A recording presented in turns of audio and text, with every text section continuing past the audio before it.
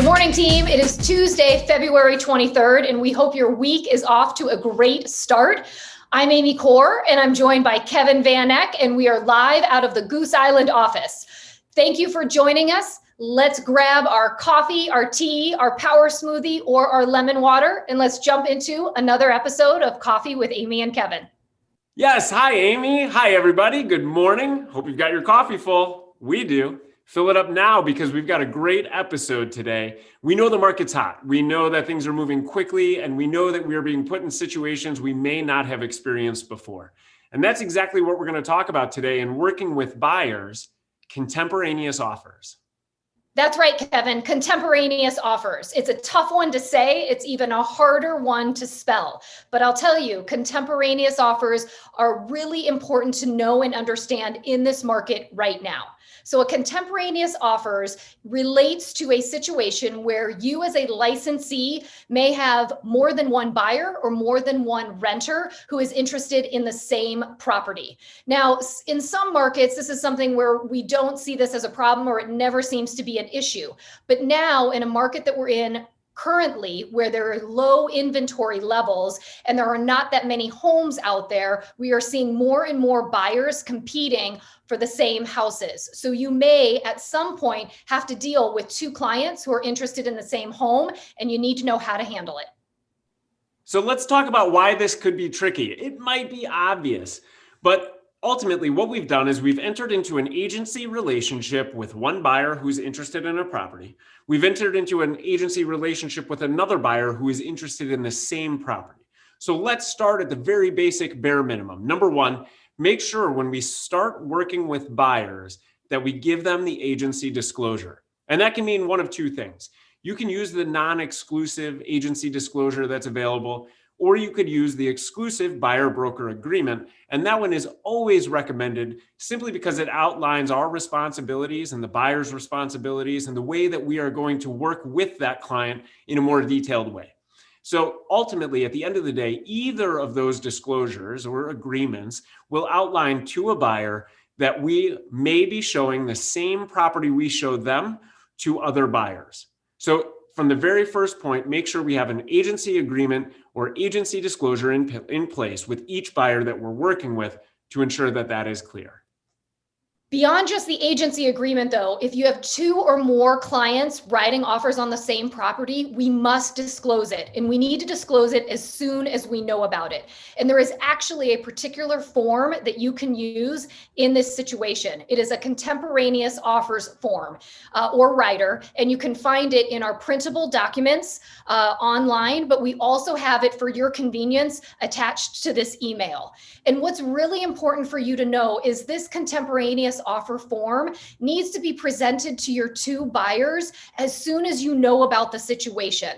They need to have the opportunity to understand the position that they're in. And if either of them are uncomfortable about you representing both of them, you have to give them the option to go a different route. So they do have the choice that if they do not want you representing them for this particular deal, that they can ask for different representation. And you have to be able to give them that option.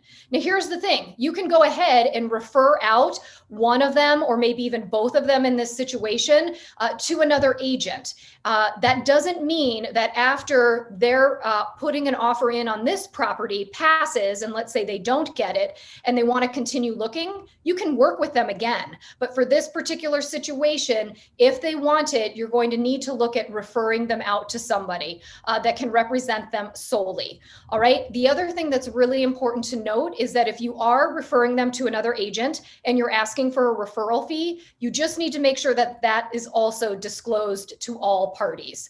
So here's the thing to remember. As soon as you know that you might have this situation, it's all about disclosure. Make sure both parties know that this is a situation that they're in. And remember, the consumer or the client has the right to feel comfortable about their representation. So if they want you to step out, you're going to need to figure out how to do that the right way and pull somebody in that can assist them for this particular transaction.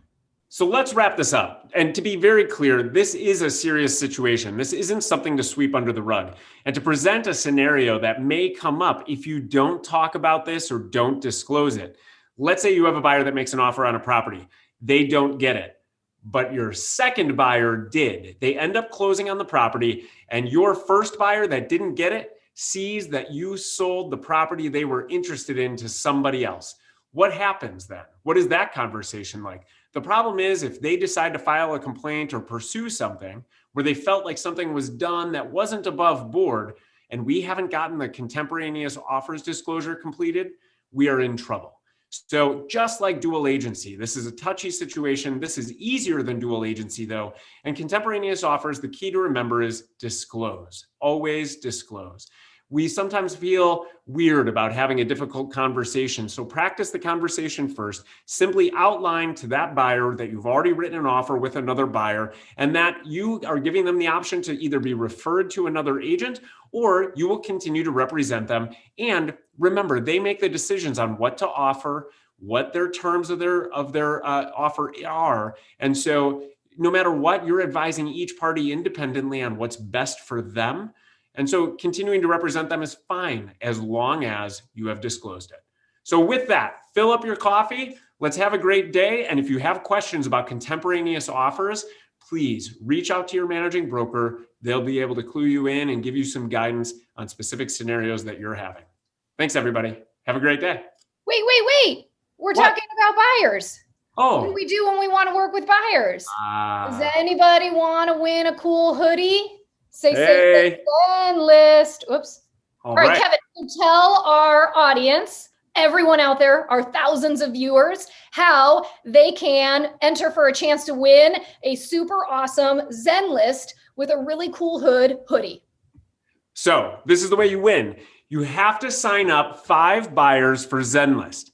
And so if you sign up 5 buyers for Zenlist by the end of February, so that's February 28th, and you send a testimonial in to coffee@properties.com about using Zenlist, you'll get a hoodie too. They come in medium, large, and extra large, and in multiple colors. Yes, in blue, navy, or gray. Get your buyers in, get that testimonial rolling. That's right. And you guys make it a great Tuesday.